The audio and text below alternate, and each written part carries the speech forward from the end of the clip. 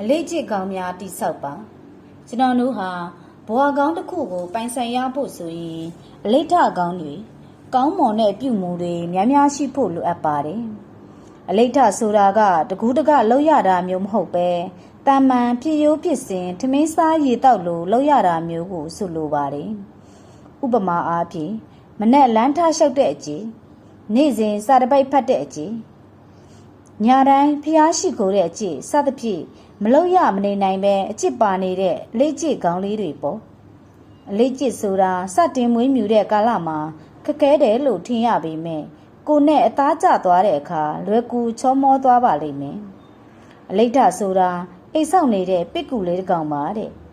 ပထမကတော့သူထုတ်လိုက်တဲ့ပစ်ကူမြစ်တစ်ခုဟာပျော်ပြောင်းနေဒါကြောင့်တစ်ခုတည်းနဲ့အိတ်ဆောက်လို့မရဘူးပေါ့နောက်ထပ်အမြင့်များစွာထုတ်ပြီးတိဆောက်လိုက်တဲ့အခါတောက်တင်းခိုင်မာတဲ့ပစ်ကူအင်္ဂလိပ်ဖြစ်သွားပါတယ်ဒီလိုပါပဲ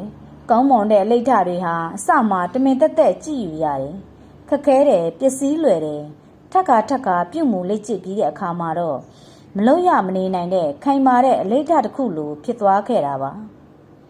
အလိဋ္ဌတကောင်တစ်ခုဖြစ်ဖို့ခက်နေတာတွေရေရှည်လုပ်ဖို့ခက်ခဲနေတာတွေလူတိုင်းကြုံဖူးကြပါလိမ့်မယ်ဒါဆိုရင်အလိဋ္ဌကောင်းတွေဘယ်လိုဖန်တီးရမလဲဒီလိုအလိဋ္ဌကောင်းတွေစတင်ဖို့အတွက်ကြွတင်ပြင်ဆင်ခြင်း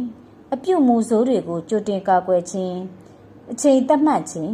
စိတ်ခွန်အားကိုစိတ်ဆော့မှုထားခြင်းစတဲ့အချက်၄ချက်ရှိဖို့လိုအပ်ပါတယ်ကြွတင်ပြင်ဆင်ခြင်းကျတော့မှစာမဖတ်ပဲစောက်အယမ်းဝယ်တဲ့အသည့်တယောက်ရှိတယ်ထွက်သမျှမလော့တန်းဝယ်တယ်စုတယ်သူစာမဖတ်တာသိနေတော့ဘာလို့ဖို့ဝယ်တာလဲမေးကြည့်တော့သူစပတ်တဲ့အကြည့်ရဖို့ကြိုးစားနေတာပါတဲ့ဝယ်တာဝယ်ပြီးလုံးဝမဖတ်ကြည့်ရင်ဘလို့လို့စပတ်တဲ့အလေးထရမှာလဲလို့ပြောတော့စာအုပ်တွေမရှိပဲစာဖတ်ခြင်းနဲ့လို့ပြောနေတာထက်စာဖတ်ခြင်းနဲ့စိတ်ဖြစ်လာတဲ့အခါစာအုပ်တွေအစင်သစ်ဖြစ်နေတယ်ဆိုရင်ပိုဖတ်ဖြစ်တာပေါ့ဒါဆိုစာဖတ်တဲ့ကြည့်ရဖို့ပိုလွယ်တယ်လေတဲ့သိမကြလိုက်ဘူးသူစာအုပ်တွေအတော်လေးဖတ်လာနိုင်တယ်တကယ်လဲစာဖတ်ဝါသနာပါလာခဲ့တယ်ဆိုတော့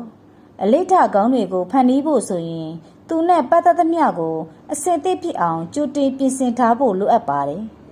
စာဖတ်ခြင်းနဲ့စိတ်တွေစာဖတ်တို့ motivation တွေရလာတိုင်းစာအုပ်တွေရှာနေတာထက်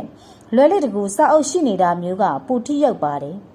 မနေ့ကလမ်းထားလျှောက်တဲ့အကျစ်တွေစိတ်ကချီဆုံးပြတ်နေတာတဲ့စာရင်အားကစားဝတ်စုံနဲ့လမ်းလျှောက်ဖက်နှက်တွေအိပ်ရာပိတ်ထားပြီးမနဲ့စောစောအလန်းပိတ်အိတ်တာကပိုထိရောက်ပါတယ်ဒီနေ့ရေနှလီတာတောက်မဲ့တခဲ့အတွေ့ရေဘူးဆောင်ထားတာမျိုးလှုပ်သစ်ပါတယ်အသားရည်လှအောင်ကျန်းမာအောင်ရေတောက်ဖို့ဆုံးဖြတ်ထားတယ်တနေကောင်ထင်တလောက်မတောက်ဖြစ်လိုက်ဘူးဒီလိုအခါမျိုးမှာကိုနဲ့မကွာရေဘူးဆောင်ထားလိုက်ပါအလုတ်စပွဲပေါ်အိပ်ရာပိန်ကြောပိုးအိတ်စသဖြင့်ကိုနဲ့နီးတဲ့နေရာတွေမှာထားပါအိပ်ရာမဝင်မီဆေးတောက်တဲ့အကျစ်တွေအလေးထအတွက်အိပ်ရာဘေးမှာဆေးဘူးဆောင်ထားတာမျိုးပြုလုပ်ပါထိုကဲ့သို့သောပြုမှုကို activation energy လို့ခေါ်ပါတယ်ဒီလိုပြုမှုဟာပြင်းရည်လေးကန်တဲ့စိတ်နဲ့အခြေဆက်တဲ့အကျစ်ကိုဖျောက်ပေးသဖြင့်အလေးထကောင်းတွေဖန်တီးတဲ့နေရာမှာအထောက်အကူဖြစ်စေပါတယ်အပြုမှုစိုးတွေကိုကြိုတင်ကာကွယ်ခြင်းအပြုမှုစိုးတွေကိုကြိုတင်ကာကွယ်ဖို့အတွက်အရင်ဦးဆုံးကြိုတင်ပြင်ဆင်မှုတွေလုပ်ဖို့လိုအပ်ပြန်တယ်ဥပမာကိုကဝိတ်ကြခြင်းတဲ့အခါအစားအသောက်တွေကိုကို့အနီးနားအလွယ်တကူမရနေအောင်လှုပ်ထားရပါမယ်။ညဘက်ပန်းသီးတစ်လုံးလောက်စားပြီးဝိတ်ကြတယ်ဆိုပါစို့။အိတ်ခါနီးလေဘိတ်ကစားလေးနဲ့ကိုယ့်ရဲ့တမာတိအားကမကောင်းနိုင်တော့ဘူး။မနဲ့ပြန်မဝိတ်ကြမယ်ဒီနေ့စားအောင်မယ်ဆိုတဲ့စိတ်နဲ့မိဖို့ချောင်းနဲ့ရှားဖွေလှန်လောပြီးစားပြစ်မိလိုက်တာပါပဲ။ဒီနေ့ကစပြီးဝိတ်ချတော့မယ်နဲ့မကုံဆုံးနိုင်တော့မနဲ့ပြန်များပေါ့။ဝေးကြမယ်လို့ဆုံးဖြတ်ထားတဲ့အခါရေခဲတစ်တာတဲ့ဘာမှဝယ်ထက်မထားနဲ့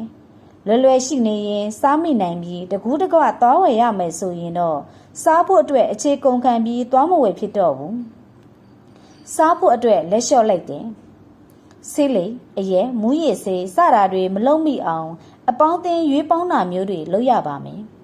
ဆွဲလန်းစေတဲ့အရာတွေရဲ့အစဟာအပေါင်းအသင်းတွေရဲ့အဆွဲကောင်းမှုတွေကြောက်ပါပဲငါ့ကိုခင်ရင်တောက်ပါအပေါင်းအသင်းတွေကိုတစ္ဆောင်ဖုတ်ကြီးစသဖြင့်တောက်တက်စားတက်သားတဲ့သူတွေခမများပါပဲဒ ဒီတော့အပေါင်းအသင်းရွေးပေါင်းတာမျိုးမဖြစ်မနေတောက်ရမယ့်အခါအခြေအနေကြည့်ရှောင်တာမျိုးတွေလုပ်သင့်ပါတယ်မကောင်းတဲ့အရာတွေဟာစားမိတာနဲ့ဆွဲတာပါပဲမဟုတ်လားမကောင်းဘူးဆိုတာသိတယ်ဒါပေမဲ့ကြိုက်တယ်ဆိုတဲ့လူတွေကြီးပါပဲအကျစ်ဆိုးတစ်ခုကိုဖက်ထုတ်ဖို့ဒါမှမဟုတ်မလုံးမိစေဖို့အတွက်ဆိုရင်အဲ့ဒီအကျစ်ဆိုးကိုလုံးရမလွယ်အောင်ဖန်တီးထားရပါမယ်လုံးဖို့မလွယ်တဲ့နေရာမှာနေထိုင်ပါအလွယ်တကူလုံးလို့မရအောင်ကြိုတင်ပြင်ဆင်ပါအချိန်သတ်မှတ်ခြင်းအလေးကျစ်ကောင်းတစ်ခုလောက်ကိုနဲ့အဝင်ခွင်ကြဖြစ်သွားဖို့အတွက်အချိန်သတ်မှတ်ထားခြင်းကလည်းတိတ်ကိုအရေးကြီးပါတယ်လမ်းနာရီဘလောက်ရှောက်မယ်စာနာရီဘလောက်ကျက်မယ်မက်ဒီတိတ်ကိုဘယ်အခြေထိလုပ်မယ်စသဖြင့်အလန်းပေးထားပါလုံနေစဉ်အထွေတွင်းမှာလည်းကုန်းကုန်းလုပ်ဖို့အာယုံစိတ်ဖို့မိမိကိုယ်ကို encouragement လုပ်ပေးပါဒီအရာဟာစိတ်ခွန်အားရွံ့နေမှုလေးလံထိုင်မဲ့မှုတွေကိုလျှော့ချပေးပြီးအလုပ်ပြီးမြောက်စေဖို့အထောက်အကူဖြစ်စေပါတယ်စိတ်ခွန်အားကိုစိတ်ဆော်မှုရအောင်လုပ်ထားခြင်းကျွန်တော်တို့ဖုန်းထဲမှာတက်လာတဲ့ notification တွေလို့ပေါ့ဒါလေးဝင်ကြည့်ပါ special promotion တွေရနေပြီကြည်တောက်ရှင်းသားရည်ပိုင်ဆိုင်ဖို့စသဖြင့် online ကြေညာတွေ noti တက်လာတာတွေ့ပူးပါလိမ့်မယ်ဒါဟာကိုယ်စိတ်ကိုလှုပ်ဖို့အတွက်သတိပေးတာစိတ်ကိုစိတ်ဆော်လိုက်တာပါကိုယ်သဘောကျတဲ့အရာဆိုအော်တိုဝင်ကြည့်မိတာရောမဟုတ်လားဒီလိုပါပဲနေ့စဉ်ဘဝမှာလည်းအလေးထားကောင်းတွေဖန်တီးဖို့အတွက်စိတ်ဆော်မှုရှိဖို့လိုအပ်ပါတယ်မနဲ့စောစောထားဖို့အလန်းပေးထားတာမျိုးရေများများတောက်ဖို့အတွက်ရေခဲတစ်တာရှိမှစာကတ်ထားတာတွေဖနှက်စင်မှာဖနှက်ချုပ်ဖို့မမေ့ရအောင်ဖနှက်ချော့ရန်ဆိုတဲ့စာသားလေးတွေဖနှက်စင်ရှိကတ်ထားတာမျိုးတွေအိတ်သားတွေရေချိုးခန်းတွေအတွက်အထက်မီးပိတ်ဖို့မိတ်တက်ရင်မီးကလုတ်ဘေးမှာ safe energy ဆိုတဲ့စတင်ကာလေးတွေကတ်ထားတာမျိုးတွေလုပ်သစ်ပါတယ်ဒီຢာတွေဟာမိတ်တက်တဲ့အကျင့်ပြောက်အောင်ကူညီပေးပါလိမ့်မယ်ဒီလိုလုပ်ဖို့အတွက်အစပိုင်းမှာတော့တကူးတကစိတ်ဆော်မှုလုပ်ရပေမဲ့အလေးကျဖြစ်သွားရင်တော့အဆင်ပြေသွားပါလိမ့်မယ်ဒါကြောင့်ဘဝကောင်းတစ်ခုကိုပိုင်ဆိုင်ဖို့အတွက်အလေးထားကောင်းတွေများများဖန်တီးပါကြိုတင်ပြင်ဆင်ခြင်းဒါမှမဟုတ် activation energy ဆိုတဲ့အရာတွေအပြုတ်မှုဆိုးတွေကိုကြိုတင်ကာကွယ်ခြင်းနဲ့အချိန်သတ်မှတ်ခြင်းစတာတွေကိုမှန်မှန်လှုပ်ဆောင်ပေးပါဒီစည်းကမ်းချက်လေးတွေဟာဘဝကောင်းတစ်ခုရဖို့အတွက်အလေးထားကောင်းတွေတိဆောက်ခြင်းမှာလွန်စွာအကျိုးရှိပါလိမ့်မယ်